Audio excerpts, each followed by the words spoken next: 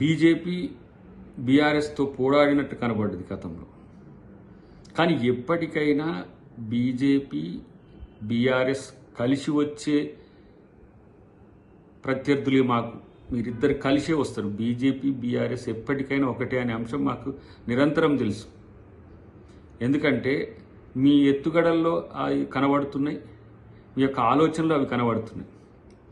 ఏ విధంగా ఒక్క MP seat రాకుండా బీఆర్ఎస్ నష్టపోయి బీజేపీకి ఇచ్చిందో, రేపు బీఆర్ఎస్ బలహీన పరిస్థితుల్లో బీజేపీతో కలుపుకొని వస్తారనే అంశంలో మాకేం పెద్ద తేడాలు ఏం లేవు, అవి ఊహిస్తున్నది. కానీ మీరు వేరు వాళ్ళు వేరు అన్నట్టుగా నమ్మబలుకుతూ, మీరేదో ప్రభుత్వం మీద మీరు పోరాడుతున్నట్టు వాళ్ళు పోరాడుతున్నట్టు, కానీ అంతర్గతంగా ఏ విధంగా మీరు కలిసిపోయి ఉన్నారనే ఆ విషయం భవిష్యత్తులో కూడా జనానికి స్పష్టమయ్యే రోజులు ఇంకెంతో దూరం లేదు. కాబట్టి మీరు బట్టి గారి మీద విమర్శలో, ముఖ్యమంత్రి గారి మీద విమర్శలో, మంత్రివర్గం మీద విమర్శలో, ప్రభుత్వం మీద విమర్శలో, ఇవి ఏవి చేసినా మిమ్మల్ని ఎవరు పట్టించుకోరు. ఎందుకంటే ఈ తెలంగాణకు మీరు చేసింది ఏమీ లేదు. బీజేపీ కొన్ని ప్రకటనలు చేస్తున్నది ఈ మధ్య, లేదు చూస్తున్న వాటి కిషన్ రెడ్డి గారు, ఇటు ఈటల రాజేందర్ గారు, ఇటు రాజా సింగ్ మాట్లాడుతున్న తీరు ఉనికి కోసమే అన్నట్టుగా కనబడుతున్నది. ప్రత్యేకించి ఈటల గారు బట్టి గారి మీద కామెంట్ చేయడం అనేది ఒక వ్యూహాత్మకమైన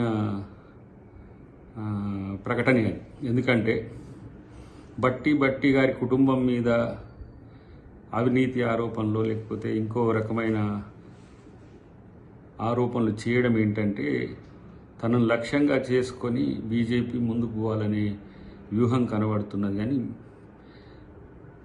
అవినీతి గురించి బీజేపీ మాట్లాడితే దయ్యాలు వేదాలు వర్ణించినట్టుగా ఉంటాయి. కాబట్టి అలా మీ ఉనికి కోసమో మీ పదవుల కోసమో అటువైపు ప్రభుత్వాన్ని ఇటువైపు బట్టి గారిని కాకుండా ఇంకా రేషన్ కార్డ్స్ విషయంలో ఇంకో కామెంట్ ఉత్తమ్ గారి విషయంలో చేస్తున్నారు. ఇవన్నీ కూడా ప్రజలు పట్టించుకోరనే విషయం గమనించాల్సిన అవసరం ఉంది.